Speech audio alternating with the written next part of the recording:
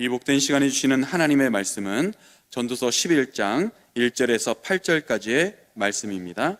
구약성경 959면에 있는 전도서 11장 1절에서 8절까지의 말씀입니다. 전도서 11장 1절에서 8절까지의 말씀입니다. 너는 내 떡을 물 위에 던지라. 여러 날 후에 도로 찾으리라. 7에게나 8에게 나누어질지어다. 무슨 재앙이 땅에 임할는지 내가 알지 못함이니라. 구름에 비가 가득하면 땅에 쏟아지며 나무가 나무로나 북으로나 쓰러지면 그 쓰러진 곳에 그냥 있으리라. 풍세를 살펴보는 자는 파종하지 못할 것이요 구름만 바라보는 자는 거두지 못하리라. 바람의 길이 어떠함과 아이벤 자의 태에서 뼈가 어떻게 자라는지를 내가 알지 못함같이 만사를 성취하시는 하나님의 일을 내가 알지 못하느니라. 너는 아침에 씨를 뿌리고 저녁에도 손을 놓지 말라. 이것이 잘 됐는지 저것이 잘 됐는지 혹 둘이 다 잘 됐는지 알지 못함이니라. 빛은 실로 아름다운 것이라. 눈으로 해를 보는 것이 즐거운 일이로다. 사람이 여러 해를 살면 항상 즐거워할지로다. 그러나 캄캄한 날들이 많으리니 그날들을 생각할지로다. 다가올 일은 다 헛되도다. 아멘.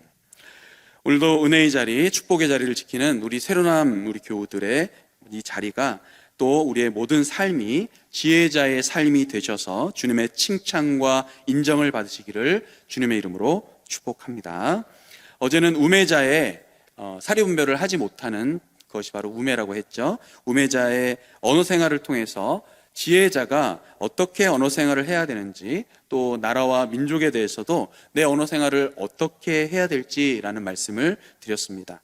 먼저 지혜자의 언어 생활은 어떻다고 했습니까? 은혜롭다라고 했습니다. 때로는 덕스럽고 따스하고, 때로는 이 모든 일들 속에 품격 있는 말을 한다라는 것을 밝혀서 드렸습니다. 결국 우매자의 언어 생활은 그와 반대로 자기만 파멸될 뿐만 아니라 공동체를 죽이고 남을 죽이는 언어 생활을 한다고 했습니다. 그래서 우리가 우리의 언어 생활에 있어서도 예수님 믿는 사람답게 언어 생활을 하고 있는지를 돌아보자라고 말씀을 드렸습니다. 우매자의 언어는 그 시작도 우매하고 끝은 바로 미친 것이다 라고 말씀드렸습니다. 이 미치다라는 뜻은 광패라는 단어로 바로 미치고 또 끝까지도 안 좋은 그런 단어로 제가 설명을 드렸죠. 이 우매자에 대해서 결론적으로 나라에 대한 태도도 마찬가지였는데요. 왕을 보좌하고 또 국정 운영에 만전을 기해야 되는데 오히려 대신들은 즐기기만 하고 흥청망청한다. 그래서 우리가 방만하고 방탕하고 방종한 삶이 되어서는 안 된다라고 말씀을 드렸습니다.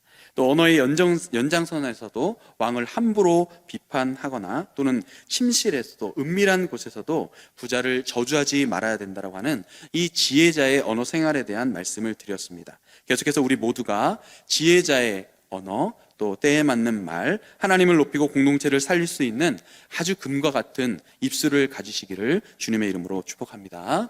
오늘 1절의 말씀을 한번 보겠습니다. 오늘 1절 말씀을 보시면 너는 내 떡을 어디에?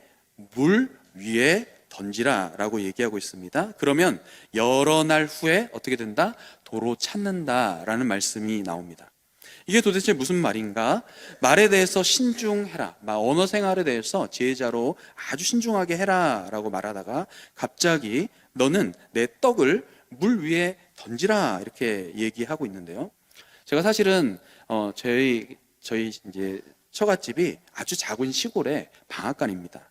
그래서 제가 이제 설이나 명절에 가면 이 떡을 빼는 작업을 이렇게 많이 도와드리진 못하는데 그때 가면 도울 때가 있습니다. 그런데 떡을 물 위에 이렇게 딱 던질 때가 있거든요. 이 떡을 막 빼면 굉장히 뜨거워요. 그래서 탱탱하게 만들려면 무슨 물에 넣어야 될까요? 네, 찬물에, 맞습니다. 찬물에 넣는 작업을 하는데요. 우리가 이해하는 선에서 떡을 물 위에 던지면 어떻게 될까요? 불게 되죠. 이게 불어서 이게 커집니다. 그런데 떡을 도로 찾는다, 이게 말씀을 이해하기가 어렵습니다. 떡을 물 위에 던지라고 할 때 이 떡은 산업소산을 의미하는 것입니다. 이익을 위해서 자신이 가지고 있는 떡, 자신의 삶의 소산을 어디에? 물 위에 던지라는, 이 물 위에 던지라는 것은 배를 생각하면 되는데요. 배가 짐을 가득 싣고 나가서 외부에 나가서 사업을 하면서 이익을 남기는 그런 작업들을 의미하는 것입니다. 그래서 배에 짐을 싣고 내 재산을 그 배 위에 던질 때, 곧 물에 던질 때 사람들의 마음이 어떻죠? 여러분, 출행하는 배를 보면서 수출품을 가득 실는 배를 보면서 그 주인, 그 물품의 주인들은 마음이 어떨까요? 조마조마할 수 있어요. 왜냐하면 풍랑이나 또 그런 것들 인해서, 재해로 인해서 잘못되면 이 산업소산을 문에 딱 던질 때는 조마조마한 심정으로 가감없이 도전하긴 하지만 그 마음이 불안불안한 거예요. 그런데 오늘 말씀해 보면 그렇게 물 위에 떡을 이렇게 딱 던지고 나서도 그렇게 가감없이 던지라 라고 하고 나서 어떻게 된다? 도로 찾는다 라고 했어요. 너가 그거를 잃지 않고 도로 찾는다라는 말씀을 하고 있습니다. 이 애지중지한 소중한 재산을 물 위에 던질 때 힘든 마음이지만 어떻게 된다? 도로 찾는다. 이게 굉장히 중요한 표현입니다. 도로 찾는다. 이 이야기를 지혜로서 이제 무슨 일인가 생각하기 어려운데 2절에 보시면 이게 도대체 무슨 말씀인지가 나옵니다. 2절을 같이 한번 읽어보도록 하겠습니다. 2절입니다. 시작. 7에게나 8에게나 나누어질지어다. 무슨 재앙이 땅에 임하는지 내가 알지 못함이니라. 아멘. 여기서 7에게나 8에게나 어떻게 알아? 나눠줄지어다. 이렇게 됐어요. 이게 핵심 포인트예요. 구제와 선행같이 나눠주는 것. 그러니까 지혜자는 어떤 삶이 돼야 돼요? 이게 베풀고 구제하고 나눠주는 것입니다. 그런데 세상에서 많은 종교가 선행하며 나눠주기를 말하고 있죠. 우리와 다른 부분이 무엇입니까? 이 전도서에 대한 주된 내용은 무엇입니까? 오늘 말씀의 8절에 마지막에 뭐라고 얘기하고 있어요? 헛되다 이렇게 얘기해요. 근데 여기 전도에서 말하는 헛되다라고 얘기할 때는 그냥 헛된 것이 아니라 헛된 인생 가운데 선행을 해야 될 이유가 뭐냐라고 밝힐 때 바로 구제와 선행에 대해서 내 자신이 아름다워지기나 나의 품위, 나의 교양, 나의 업적, 그리고 나의 미적, 그리고 나의 모든 공로가 절대적인 것이 아니라 그 선함은 바로 허무한 인생 가운데 하나님을 만나서 그 마음에 감격하여 하나님을 위해서 관용을 베풀고 하나님을 의식하면서 내 모든 가진 것들을 베푸는 삶, 이것을 선행, 구제라고 확실한 관점으로 얘기하고 있는 것입니다. 다 헛된 것 같아. 다 헛되니까 이것에 집중해 라고 말하고 있는 것입니다. 2절에 보시면 무슨 재앙이 땅에 임하는지 알지 못하기 때문에 불확실하지만 가장 확실한 말씀을 주면서 지금 선행한 것에 대해서 하나님이 봐주시기 때문에 네가 하는 모든 것이 무의미한 것이 아니라 하나님 앞에 도로 찾게 될 것이기 때문에 내가 주는 모든 것이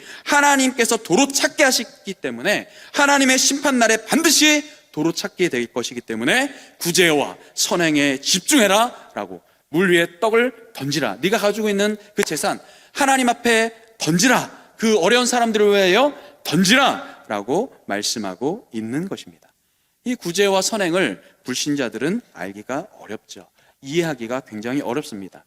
구제하는 사람도 있긴 하지만 어떻게 저렇게 돈을 쉽게 헌금할 수 있는가? 어떻게 저렇게 힘들게 번 11조를 하나님 앞에 올려드릴 수 있는가? 성교헌금을 통해서 어려운 사람들을, 우리 교회는 많은 사람들을 돕지 않습니까? 그렇게 어떻게 도울 수 있는가? 그들의 상식과 그들의 이해가에서는 납득되지가 않는 것입니다. 그러나 우리는 이 모든 내가 하는 행위, 내가 베풀고 나누고 선행을 하는 모든 것이 누가 보고 계신다? 하나님이 보고 계신다. 하나님은 내가 지금 하는 일들에 대해서 알아주신다라는 것입니다. 7이나 8이나 이렇게 되어 있는데요, 그냥 숫자로 완벽한 7수 이걸 얘기하는 것이 아니라 7이나 8은 많은 것을 의미하는 것입니다. 그러니까 많은 사람들에게 너가 가지고 있는 것들을 나눠줄지어다 이렇게 말씀하고 있는 것입니다. 우리가 다른 사람들을 도울 수 있는 것, 또 타이밍이 있습니다. 주고 싶어도 주지 못하는 날이 오기 때문에 그렇죠. 우리가 봉사할 때도 마찬가지죠. 봉사할 때도 당신이 할 수 있을 때, 당신의 무릎이 건전할 때, 당신의 손이 할 수 있을 때 도우라라고 말씀하고 있는 것입니다. 3절에 보시면 이렇게 나옵니다. 3절 보십시오. 구름에 비가 가득하면 땅에 쏟아진다. 나무가 나무로나 북으로나 쓰러지면 그 쓰러진 곳에 그냥 있다. 이 말이 무슨 말이냐? 때가 있다라는 거예요.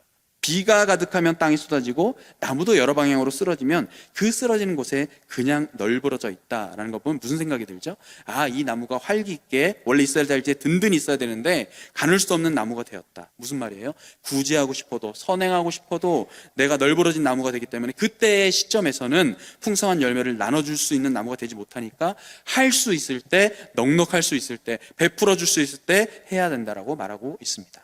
4절에 보시면 이렇게 나옵니다. 풍세를 살펴보는 자는 무엇을 못한다? 파종하지 못한다. 풍세는 무엇이에요? 바람의 세기만 살피고 간만 보고 또 구름을 바라보는 자는 거두지 못한다라고 되어 있습니다. 때에 맞게 딱 추진해야 될 상황인데 주신 말씀에 대해서 바로 추진해야 되는데 이게 간만 보고 나태하고 방종해서 구름만 바라보다가 그 열매를 거둘 수가 없다라고 오늘 이 전도서는 말씀하고 있는 것입니다. 거두려면 어떻게 해야 됩니까?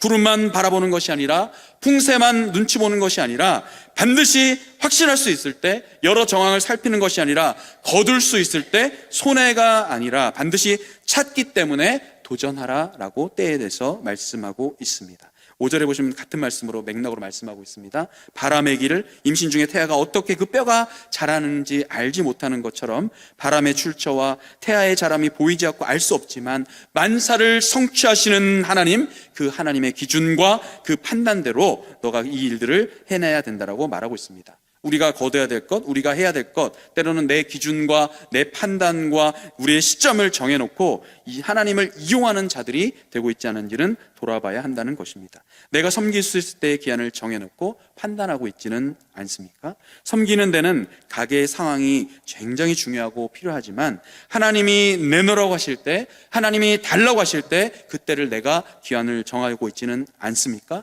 그냥 관망하고 있지 않습니까? 바라보고 있지만은 않습니까? 이 말씀을 통해서 기억해야 될 것입니다. 하나님은 우리의 손을 통해서 일하기를 원하고 계십니다. 나눔을 통해서 일하기를 원하고 계십니다. 6절에 이렇게 나옵니다. 동기부여로 끝맺음하고 있는데요. 너는 아침에 씨를 뿌리고 저녁에도 손을 놓지 말라. 이것이 잘 되는지 저것이 잘 되는지 혹 둘이 잘 되는지 알지 못하기 때문에 돕는 일을 하면서 머뭇머뭇하지 말라라는 말씀을 하고 있습니다. 또 빛이 얼마나 아름답죠? 이 카메라도 담아내지 못하는 이 눈이 얼마나 중요합니까? 다각도의 시각을 가지고 이쪽에서부터 이쪽까지 다 담을 수 있는 이 시각, 이것이 아름다운 일인데 그 눈으로 볼 수 있을 때 바로 그 즐거운 일이 있을 때 나에게 하나님이 주신 이 즐거움이 있을 때 해내라고 말하고 있습니다. 제가 농업을 지금 대행으로 맡고 있는데요, 이 수련회 시에 제가 여름 수련회 시에 강조한 것이 있습니다. 여러분, 들을 수 없지만 볼 수 있음에 감사합시다. 내가 주를 위해 할 일이 무엇인지 고민해야 한다라고 말을 드렸어요. 볼 수 없지만 들을 수 있다면, 말할 수 있다면 마찬가지겠죠. 이 또한 마찬가지로 내가 도울 수 있는 힘과 능력이 있을 때 하나님 앞에서 그 모든 것들을 해내야 되지 않겠습니까? 캄캄한 날이 오기 전에 영광스러운 일이 있다면 그 일에 대해서 하나님께 행해서 하나님께 칭찬받고 공동체를 살리고 남을 도울 수 있는 일이 있다면 그것이 구제이고 선행이고 하나님 앞에 할 수 있는 일이라면 충분히 감당해야 하겠습니다. 오늘 1절부터 6절까지 말하고 또 7절, 8절까지 다 동일하게 이 일에 대해서 하나님은 여러분에게 도전하고 있습니다. 여러분이 도울 수 있는 일은 무엇이 있습니까? 이제 다락방도 시작하고 여러 사람들이 함께 모일 수 있는 우리의 소그룹이 시작됩니다. 이럴 때 우리가 함께 섬기고 나누며 또 어려운 사람들을 살펴보면서 하나님의 마음을 시원케 해드리는 우리 모두가 될 수 있기를 주님의 이름으로 축복합니다. 이제 하나님 앞에 믿음으로 나가는 모두가 되어야 하겠습니다. 기도하겠습니다. 은혜와 자비가 풍성하신 아버지 하나님, 오늘도 하나님의 마음으로 선행과 자비를 베푸게 하시고 우리에게 중히 말씀하실 때, 계속해서 말씀하실 때 우리가 실천할 수 있는 용기와 담력을 허락하여 주시옵소서. 우리의 섬김이 하나님의 영광이 되기를 소망하오며 우리를 끝까지 사랑하시는 예수 그리스도의 이름으로 기도하옵나이다. 아멘.